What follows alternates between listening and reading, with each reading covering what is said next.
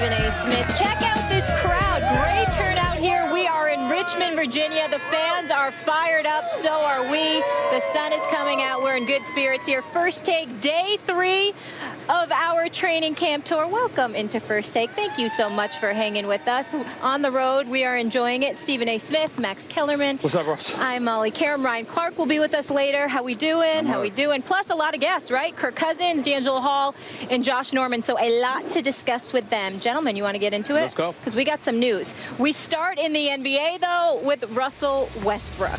OKC Thunder fans devastated earlier this NBA offseason when Kevin Durant chose not to re-sign with the team and go to the Warriors, but now they have something to smile about. League sources told ESPN Westbrook has agreed in principle to a deal with the Thunder for 3 years worth $85.7 million.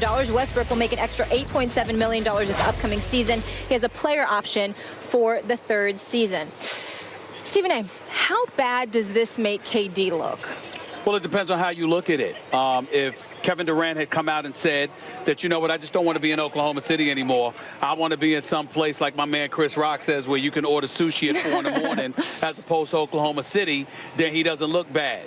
But if you're talking about being in a situation and not departing from a winning situation and not being perceived as jumping on a bandwagon, I think Kevin Durant looks very bad because by Russell Westbrook signing this deal, clearly it's not a long-term deal. He's only really committing for 1 additional year.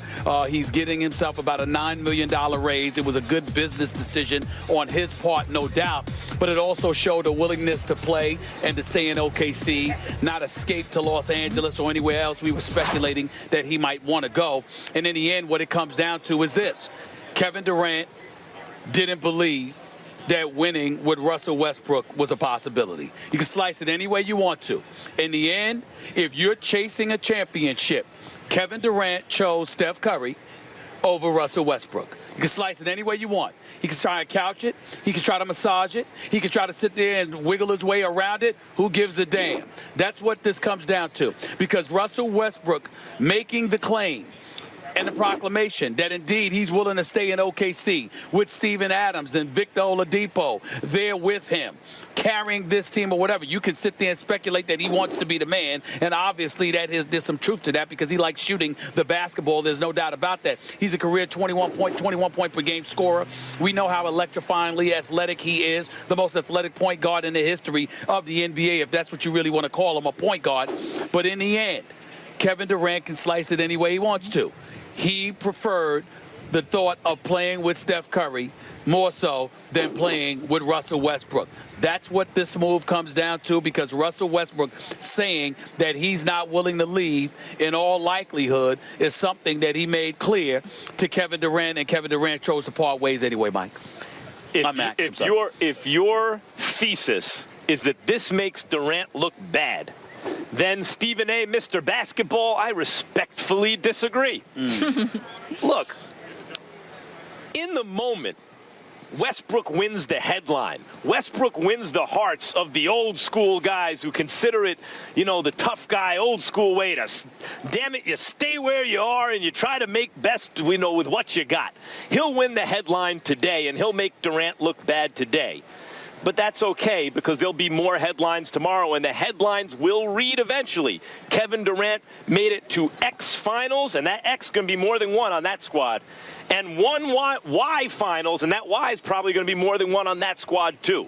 So history will record. And then years from now, there'll be documentaries about how, well, Westbrook never won a title, but you have to understand, he was the guy who stayed there. And what were Westbrook's options? And Westbrook is my favorite player in the NBA. That guy has rabies when he plays. That guy is unbridled aggression. There's no one I like to watch more than Russell Westbrook. But what were his options? He's not a free agent. So any team that traded for him would have to gut their team, and he wouldn't be going to a very talented team. And then even look at the teams who could really use him to put him over the top. A lot of them have point guards. What was he supposed to do? So what did he do? He optimized his money by getting paid now, by having opt-outs when he gets 10 years in the league, so he gets a new max deal at new max money. He did the smart thing. I don't think it makes Durant look bad at all. Well, he did the smart thing from a business perspective.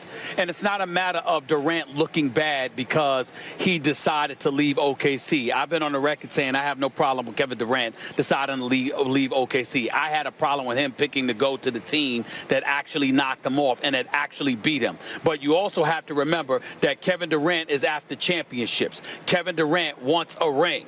Kevin Durant was on a championship contender and decided to go to the very team that beat him, who happens to have the reigning two-time league MVP, who plays the same position as Russell Westbrook. So essentially what you're saying, after coming to Russell Westbrook's defense in press conferences where Mark Cuban talked about him and other places where other media pundits and beyond have talked about Russell Westbrook, the number one protector, the number one defender of Russell Westbrook was Kevin Durant. Yet when it was time and you had an opportunity to make a decision, you chose somebody over Russell Westbrook in order to go and play with them. Now, I'm not saying that makes Kevin Durant look bad, but I'll tell you what, it does make him look a bit disingenuous considering how so quickly he was willing to come to the defense of Russell Westbrook, only to jump and, just skip out of town the second he had an opportunity to. In the end, again, it doesn't make Kevin Durant look bad. I don't mean to imply that. What I'm trying to say is, let's be real.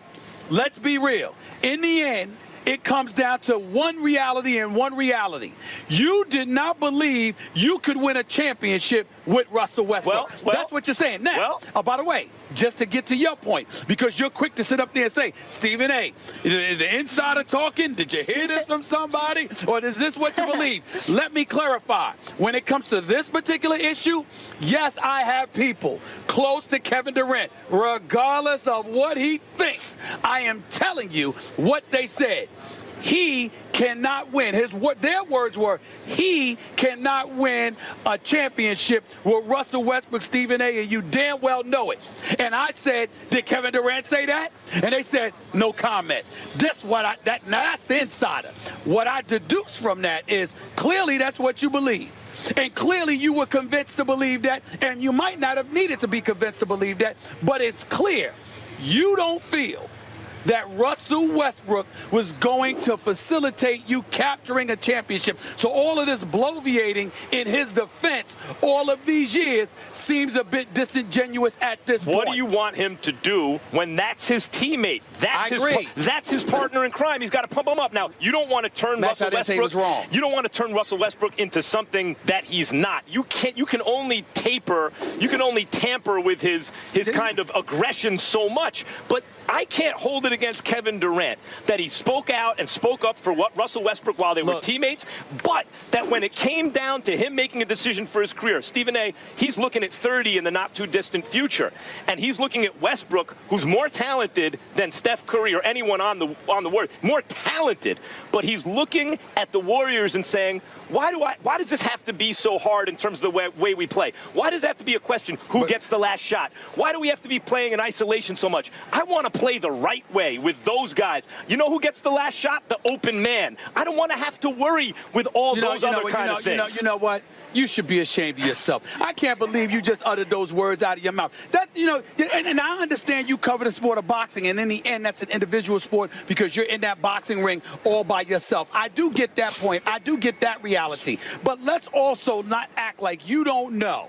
When you're talking about elite athletes, how you duck and run for cover with the team that beat you. When they were up 3-1, Kevin Durant had everything to do with them losing that 3-1 lead. It wasn't just Russell Westbrook. Even though Russell Westbrook and him combined to turn over the ball 6 of their last 8 possessions. You know why I didn't blame Russell Westbrook for that? Because the mistakes that Russell Westbrook made, he always made. It was Kevin Durant that looked a bit different. It was him going down, taking shots 1 or 2. It was him forcing the issue. It was him looking like the antithesis of what we knew Kevin Durant to be. And again, he's not wrong. I'm not trying to come across as he's wrong, nor am I trying to come across as him being somebody that should have dimed out his players or called out his teammate. What I'm saying is, Max, there does come a point in time where you can shut the hell up.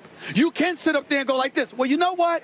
I'm not going to dog my teammate, but what I'm not going to do is come to his defense every chance I get and dog out anybody who has something accurate to say about him, when in the end, your actions are indicative of exactly what pundits were saying about him. You chose the Golden State Warriors over Oklahoma City because you chose Steph Curry over Russell Westbrook because you believe you got a better shot of winning a title with him than with your man that was by your side for the last 7 to 8 years. That's the reality. Not just Steph. That's the reality. And Klay Thompson, and Draymond Green, and Steve Kerr, and Andre Iguodala. They have a bunch of unselfish players. A lot of them can shoot the lights out, too, by the way, which is not the case in OKC. Who's going to shoot the ball in OKC from a distance at this point? Right. But I want to get back to what you said about how they both choked, Westbrook and Durant, down the stretch. I don't think Russell Westbrook choked. Westbrook didn't play well down the stretch. But he usually does it. But he usually does it at times. Right. Kevin Durant, my definition of choking is when you turn into something else. When you turn into something else when times get tight. So why do you let Westbrook off the hook for the fact that he frequently does that? Because that's always been his game, because he's aggressive and he's a rat. And that's why. Look at Miami with LeBron and Wade. Now, it was a new team, new dynamic, etc., though there was a new coach in OKC. Look at that dynamic. Part of the problem early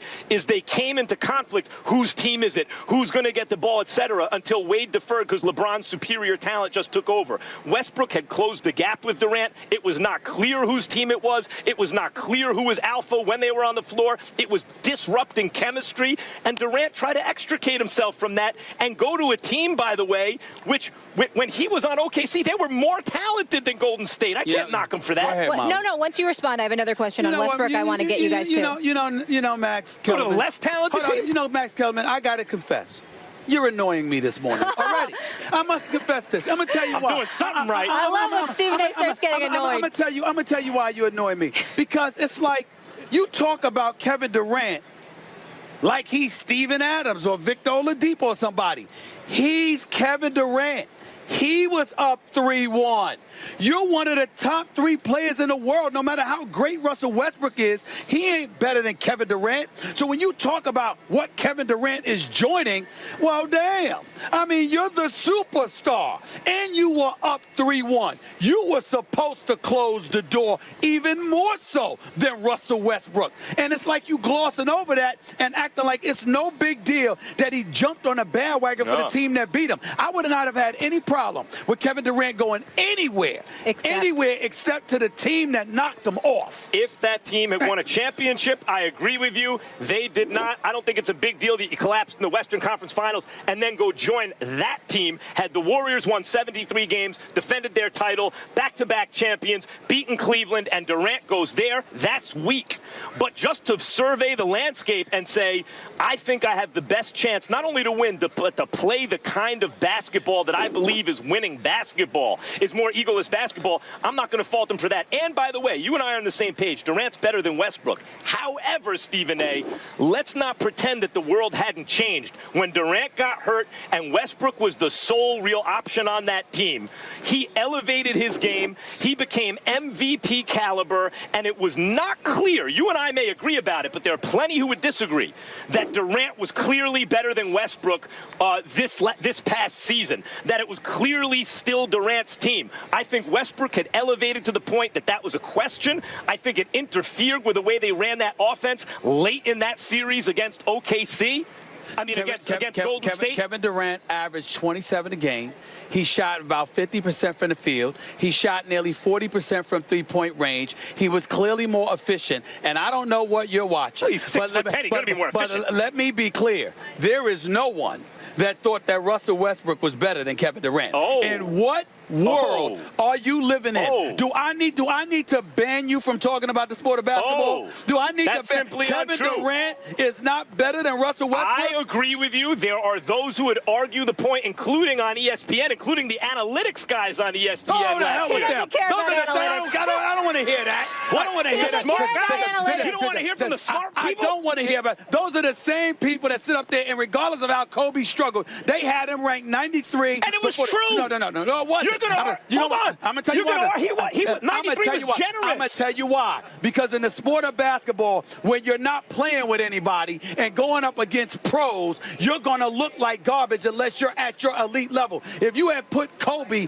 on a damn decent basketball team, what? The problem with that argument is I can't disprove it. It's just assertion. What you're saying is the numbers. You're saying the numbers don't count. Well, Kobe was really inefficient, et cetera. Well, that doesn't count. Yeah, but the eyeball test said he wasn't good. And then you say, well, because he's not playing with good players. And then if he would have been playing with good players, you'd have another excuse. Kobe's damn near 40 years old. Right. He was the #1 option. You had Roy Hibbert and Clarkson and Swaggy P.